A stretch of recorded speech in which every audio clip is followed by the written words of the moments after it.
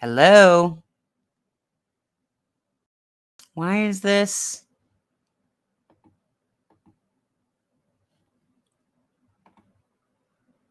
Hello, hello, hello.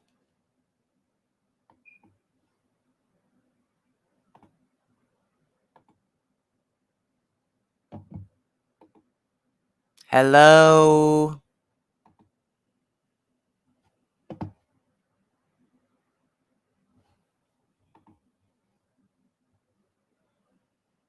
Hello, hello.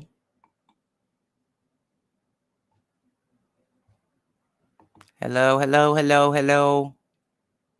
Okay, is it working now? I don't know why this deselected my default. It doesn't want to let me keep my settings. Okay, I'm back. Hi. Thank you for sticking with me.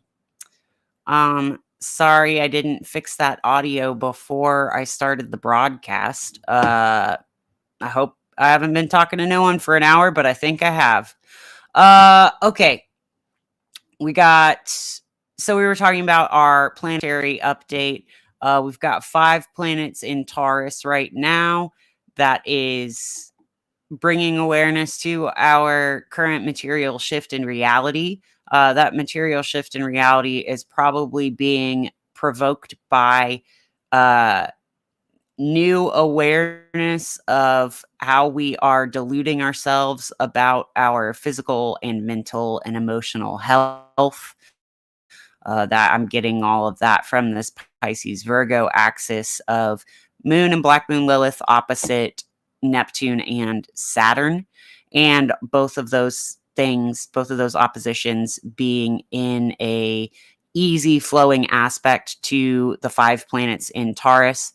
I feel like we are we're probably finally conceptualizing the real themes of Taurus that have been going on this whole time.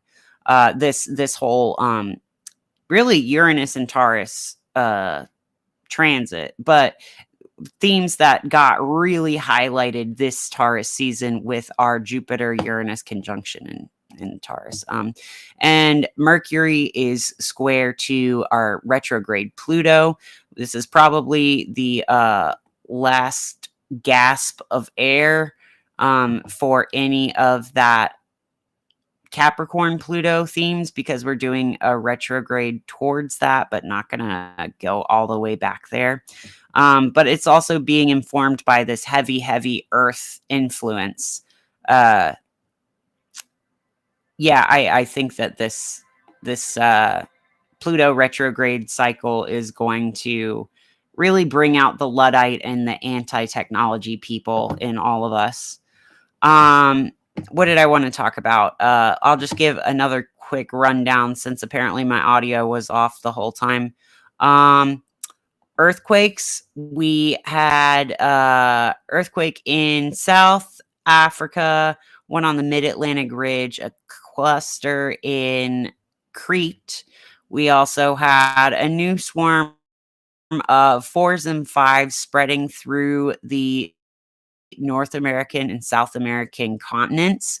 We had a 5.2 out in Puerto Rico and a really recent cluster of mid-range 3s and 4s in Central America, kind of stretching from southern Mexico into Nicaragua. Am I showing that? Is this showing on the screen? Yeah, it is. Okay. Let's see, that is not the date range I picked. Okay, thank you very much. That's also not the date range I picked, but thank you. There we go. We also had a ton of earthquakes, 4s and 5s mostly, spreading throughout, I mean, really the entire globe. The whole global earthquake circuit has shifted. I'd say we got a good 4.2 a 4 to a 5 range of tectonic shift globally. There was a 4.6 up at the North Pole as well. And there was a 3 out here in the Rearcast Ridge near Iceland, but I don't have the Iceland feed in Earthquake 3D. As we recap our atmosphere, unfortunately, we are dealing with a really destructive storm in the Gulf Coast region. It is currently sweeping through New Orleans, where it started in Texas and absolutely obliterated Houston. The northwest and downtown areas of Houston have been facing. Millions are without power right now in Houston, and you can see the path of destruction that this storm has wreaked. These thicker outlined counties, those are all power outages. And the more blue it is, the less percent of the county is out. But when you get into these red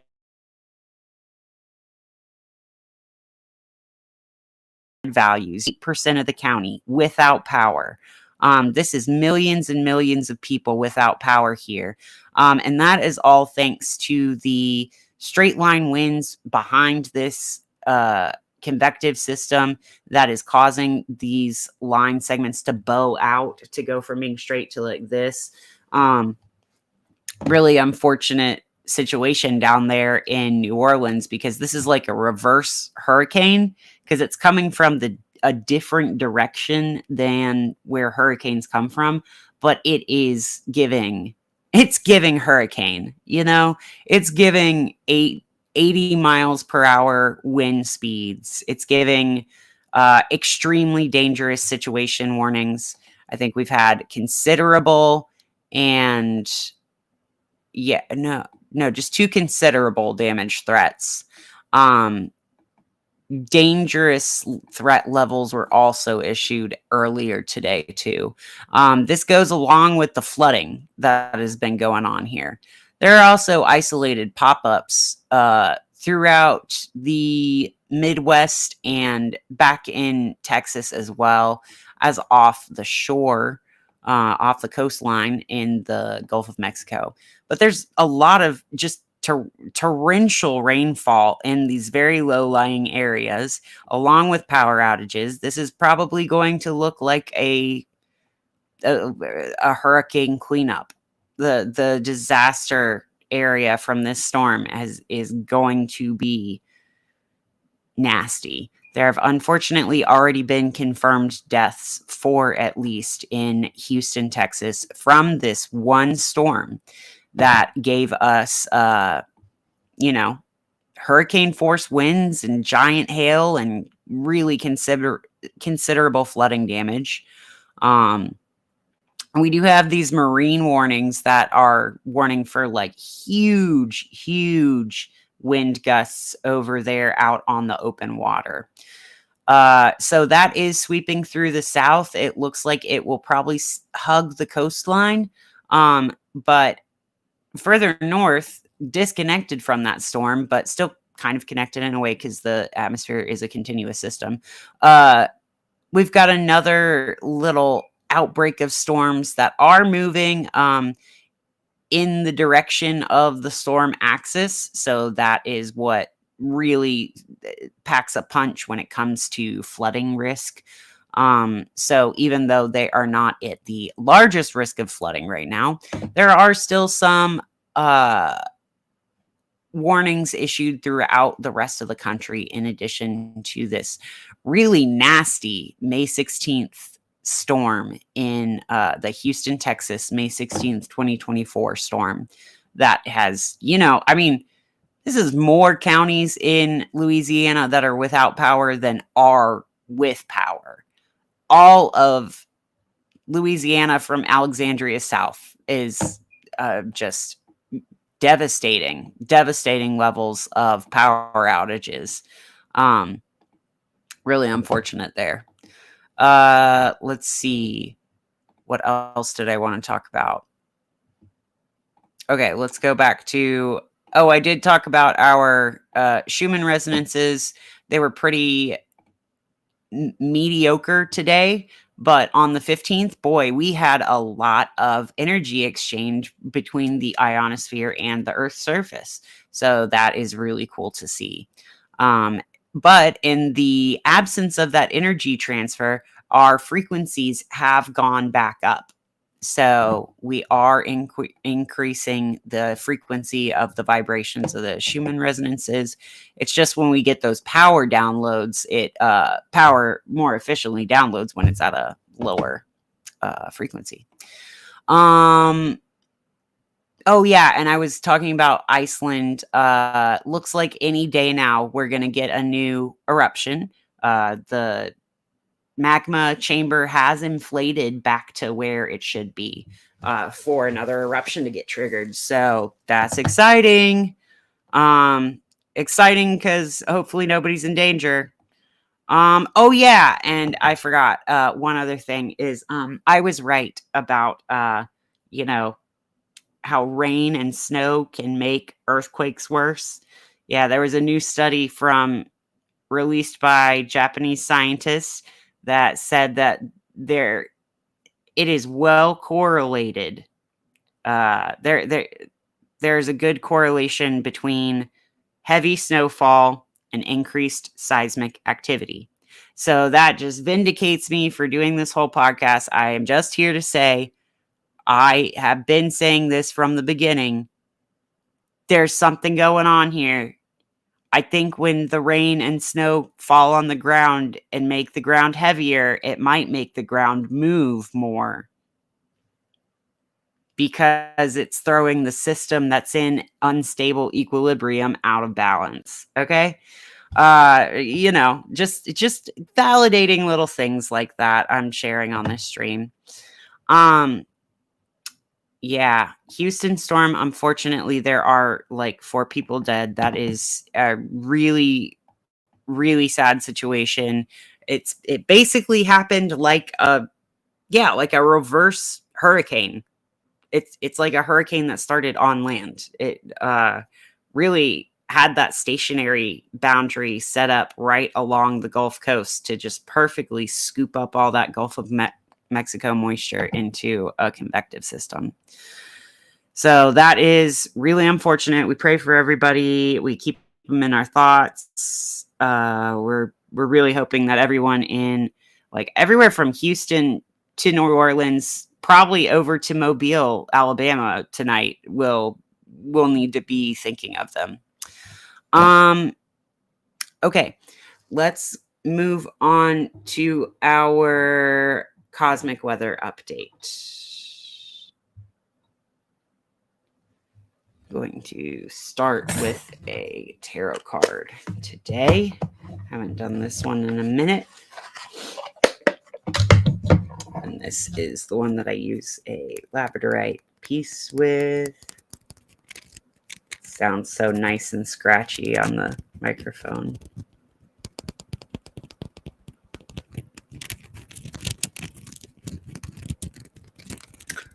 You're the best, Jenny. Thank you for telling me my microphone was off, because I swear I have the same settings every time I log in, and sometimes it just doesn't work.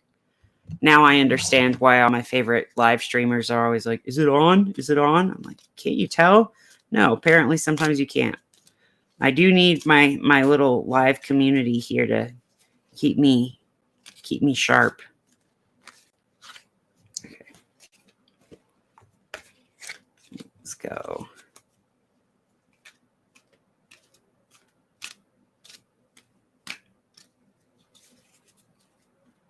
Okay.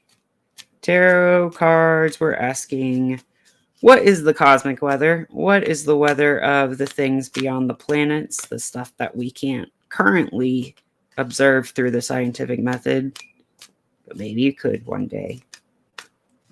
What's a read on the chaos energies, the quantum connected particles across the universe that are gonna tell us what is going on, where these messages are being sent from? Nobody wants to come out today. I think you do. Oh, this is 2. All right. We've got 2 cards that wanted to come out today. I usually just do one from each. We have the Hierophant upright and the 6 of Cups upright.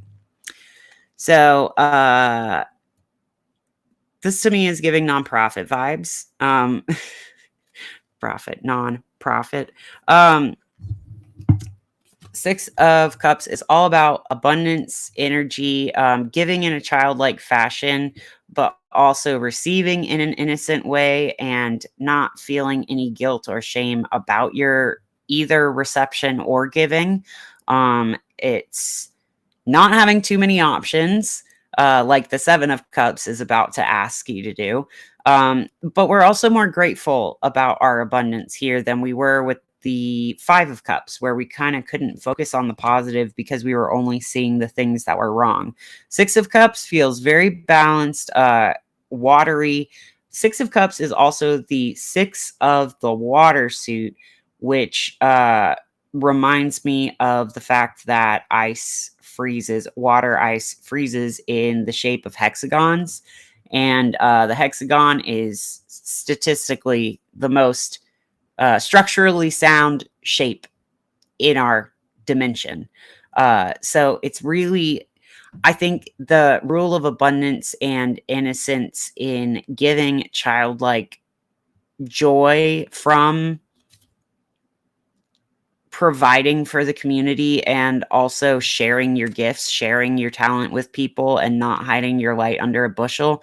That's the most stable energy in this form. Like in this current material incarnation. We need to keep the cycles going. We need to keep the sharing going. That's the only real stability, is being able to count on everybody being themselves and doing their best and contributing to the community, from each according to his ability, to each according to his need. Kind of, it's not the piety, I'm going to hell if I don't tithe kind of giving. This is the, I actually genuinely have way too many flowers and I need to give them to somebody, and somebody being like, I actually genuinely have a cold that can only be solved by a mullein tea and I need it. And things like that. Very it's not forced. It's very organic and natural. Also, another fun hexagon in nature, the carbon ring, the aromatic ring of carbon in most smelly things, most chemicals that smell, volatile organic compounds have a carbon hexagon ring. That's another hexagon in nature that is really important to our senses and the functioning of our sensory organs. 6 is a really important and stable number for the functioning of our material reality. And people don't talk about 6D yet because I think we are still processing 4 and 5 as a whole right now. But 6 is going to be so awesome once we can all spend more time there. It's just that it's not very practical for everyone to spend time in the 6-dimensional reality yet. It's coming, but we're not all there yet. And it wouldn't be good if we all got there at the same time. Actually, we need to stagger it out. The Hierophant upright in this context, though, I am getting as a contrast to the nature of the innocent truth of life reflected in the 6 of Cups. I feel that this is very much trying to make a process out of the energy that is organic here. This is trying to make sure that people will always be giving and receiving, but in a way that is mediated by theology or organized religion. Now, I know the Hierophant isn't necessarily always organized religion representative, but in this case, I think of this as the card that is the material embodiment of the spiritual enlightenment, which can both mean that you are profaning that divine knowledge by sullying it with a material structure, but you're also holding on to that specific type of divine spark by locking it into the material reality for a while. So I feel this combination is really giving me the energy of putting your money where your mouth is when it comes to manifesting, and not just going by process, but knowing that process and ritual are probably going to help you sustain this cycle better. Like,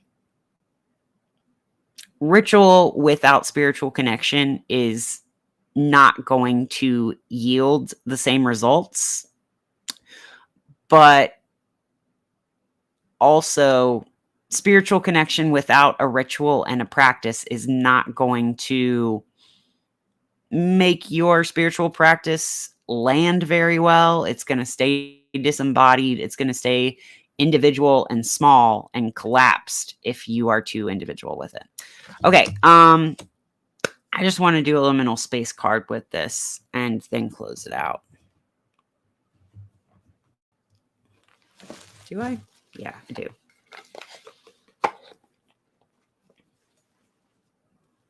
Okay.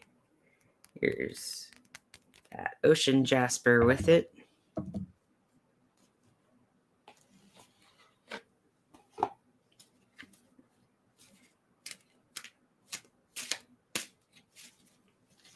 Oh, I get to shuffle these today.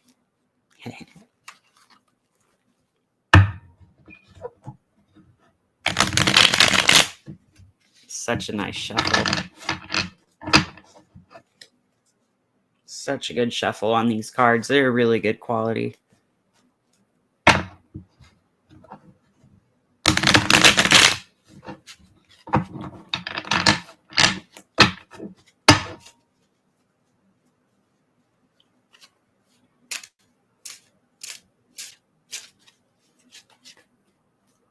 Okay, what goes with the Six of Cups and the Hierophant? Both upright.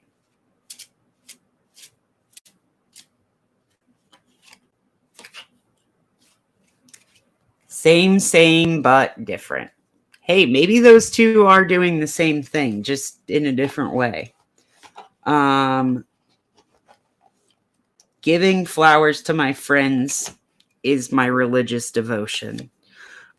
Same, but different has a moth and a little bee on it. And I like this one a lot because it shows us that our stories may rhyme, even though they're not in the same they're not the same song. They just rhyme. Let's see. Same, but different says the synchronistic overlap of two symbols representing the same meaning. A strand that leads us into the tapestry of the interconnectedness of all things. Both a way out and a way in. An opening is created in finding that all these seemingly different totems are the same at the root of it all. So even the tarot is variations on the same theme.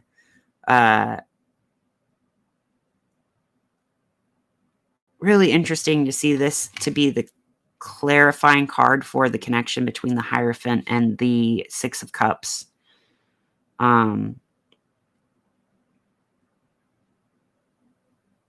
There's so much numerology jumping out at me with these. I mean, their Hierophant is the fifth card of the major arcana. The Six of Cups is obviously a 6, but the Hierophant also gives me major 2 and 3 vibes, and 6 is 2 times 3, but 5 is 2 plus 3. When you start getting into the symbolism of different numbers and amounts, it's, oh man, you can go crazy really fast finding all of the fractals of interpretation there. But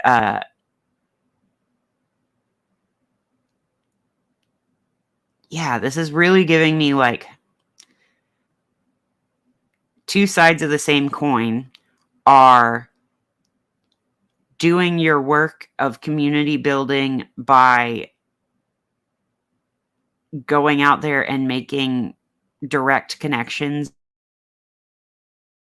and friends, like almost the Gemini energy of the Six of Cups, and holding a space in material reality for divine inspiration to come in and have it spark, or the Hierophant.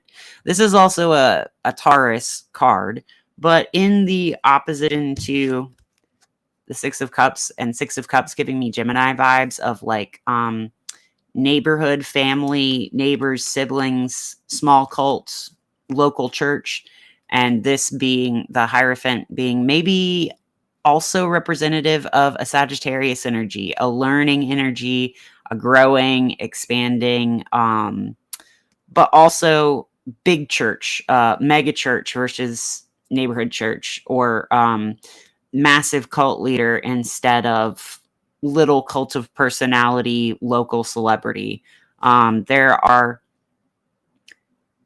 They're two sides of the same coin, and they can accomplish the same things. They will just probably use tools in an opposite way to each other.